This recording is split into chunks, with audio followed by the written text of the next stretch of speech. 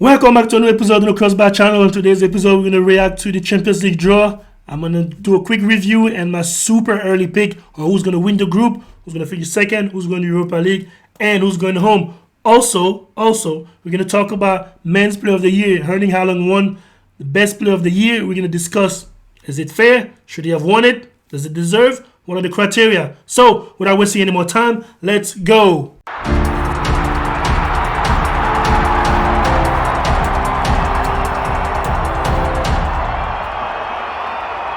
Here we go. We're going to start over here with Erling Haaland winning Men's Player of the Year. So, I don't know if this means Best Player of the Season. I don't think this means Best Player of the Season, actually, because they haven't given the Ballon d'Or. I believe the Ballon d'Or is in October 30th. The Ballon d'Or used to be the Men's Player of the Year. The Best Player of the Season, just give him one trophy. Now it's going to be intricate. It's going to be interesting to see where Haaland falls in the Ballon d'Or ranking. I mean, if he's the best player, if he's Men's Player of the Year, he should be also higher. But actually, that's not quite true sometimes. We've seen players win the Ballon d'Or. Actually, we've seen a lot of players win the Ballon d'Or that actually weren't the best players. I would say there've been some outliers, actually. Michael Owen won the Ballon d'Or. Was he ever the best player any year ever? I don't think so. Pavel Nedved won the Ballon d'Or. Some people didn't agree with that Ballon d'Or. I know some people still to this day think it should have been Thierry Henry.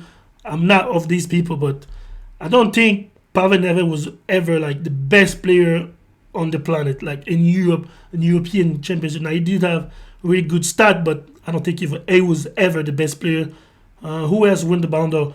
Fabio Cannavaro. I'm sorry. I love that Squadra Azzurra team that won the World Cup in 2006. Fabio Cannavaro has never been the best player in Europe ever. Like, he's never been the actual best player ever. Can you be the best player and not have... Can you be out of the Champions League in the quarterfinal, even in first round, and still be the best player?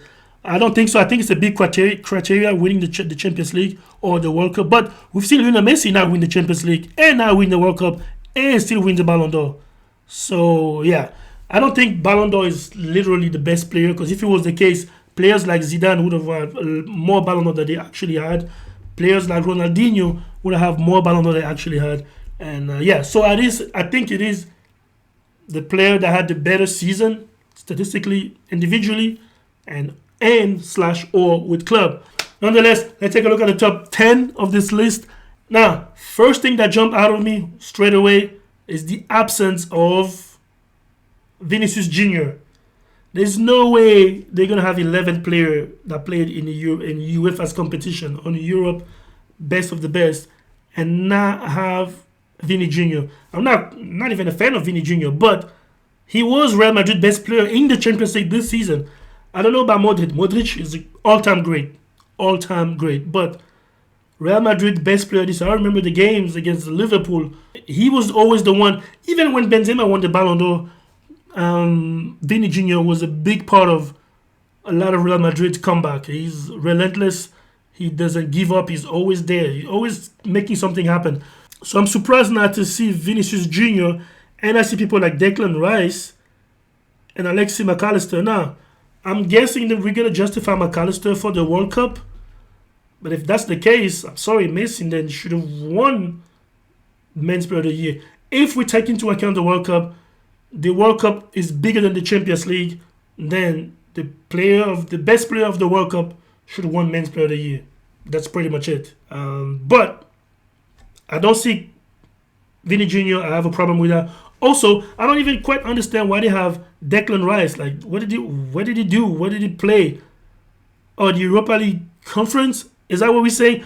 Are we saying that Jesus Navas, who won the Europa League, is 11, but Declan Rice, who played in the Europa League Conference, a league way below the Europa League, why would Declan Rice finish before Jesus Navas? I don't get. No Sevilla players in the top 10.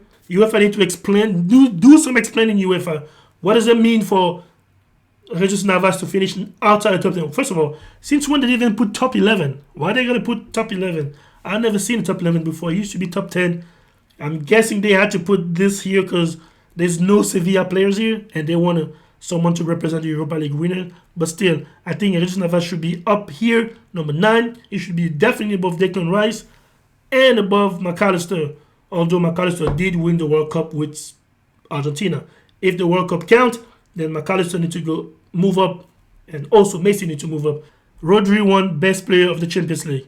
So, the Best Player of the Champions League is only 5th in the UEFA's Man of the Year. So, it should be even higher. Messi maybe should be down then. If you don't care about the World Cup anymore, as well as I thought they could, why is Messi even second? Paris didn't go anywhere in the Champions League. Not anywhere far in the Champions League. So, only thing that justifies Messi being second is the World Cup. And if the World Cup is hold that much weight, then it might as well be first. But if it's not a World Cup heavy type of award, Messi shouldn't even be here. Messi should probably be 5th. Rodri should be upper because he's the best player of the UEFA's biggest competition last season. He definitely was better than Gundogan in that competition, and he definitely was better than Erling Haaland in that competition. So he should be there. Maybe De Bruyne should go back down. But the people have voted, and they voted Haaland Men's Player of the Year. 352 points. That's way too much for Erling Haaland. Like, he wasn't... I know people are going to hate and going to kill me on this, but Erling Haaland wasn't even that great in the Champions League, to be honest. In the Champions League final, he was nowhere to be found. Let me not say all the game that matters, because every game mattered in the Champions League. But still, like, Erling Haaland wasn't that great in the Champions League. He wasn't that good. Like, what's his stats in the Champions League? So, he won the Premier League. Yeah, he won the Premier League, of course. He won the FA Cup. Okay, we got it. He played 11 games and scored 12 goals in the Champions League, 1 assist. Now, if you only look at 11 games, 12 goals, that's great. Gotta be best player of the year. But I just... Wow. He's in England, he's played 35 games. He scored 36. He has a goal ratio. He scored more goals. He has 1+.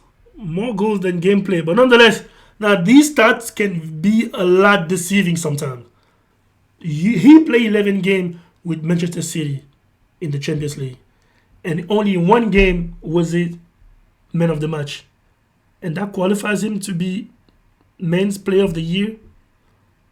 So that means there's a lot of players in his own team that won Man of the Match either equally as him or even more than him. But how is he Men's Player of the Year? I guess his goal ratio, 11 game, 12 goal. But still, a lot of the Erling Haaland goals, I'm going to say all of them. The vast majority of his goals are kind of tapped in. If you think about Haaland's goal in the Champions League, the majority of his goals is just tapped in. Like, I don't know if I can find Erling Haaland goals in the Champions League. Here are Erling Haaland's goal, all of his goals this season. Let's see. Like, I remember all of them. First goal, a tap in. Here's his second goal. There you go, a tap in. Like, most of it just goes like that. Yeah, that one is great. There you go. Another one of his tap in goals that he always scored. Like, he scores a bunch of goals like that. Like, how this even qualifies anyone to be Men's Player of the Year? Like, I don't get it. I mean, it's a skill, but still, it's a penalty. But like, look at his goals. A lot of Erling Haaland's goals is just right like that. These are Erling Haaland's goal. Player of the match. So like, even the goal that seems, come on, man. These are the goals that Erling Haaland scored. Now you tell me, all these goals seems to you like Men's Player of the Year, Ballon d'Or caliber level type of goal. Personally, I don't think so. I think sometimes numbers lie. They say men lie, women lie, numbers don't lie. These numbers particularly lie. These numbers lie. Now, I have nothing against Haaland personally. I don't could care less. But these numbers definitely lie. Nonetheless, congratulations to Erling Haaland. He won Men's Player of the Year, although he was only man of the match 1 time in 11 games in the Champions League. Let it sink in. Only 1 time was he man of the match in 11 games he played this season in the Champions League. And it was only against who? RB Leipzig, because he scored a bunch of goals that game. But anyways, congratulations to Erling Haaland and Manchester City winning the Champions League. Haaland Men's of the Year. Pep Guardiola Coach of the Year. And yeah, you let me know. I know I'm going to get killed in the comment. All I'm just saying is what actually are the criteria for this Men's Player of the Year? Is it just the numbers? I think I just demonstrated numbers kind of do lie.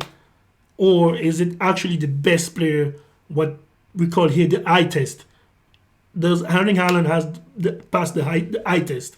When you see Haaland play, do you see this is the best player in Europe? Or did you see someone who score a lot of goals like that?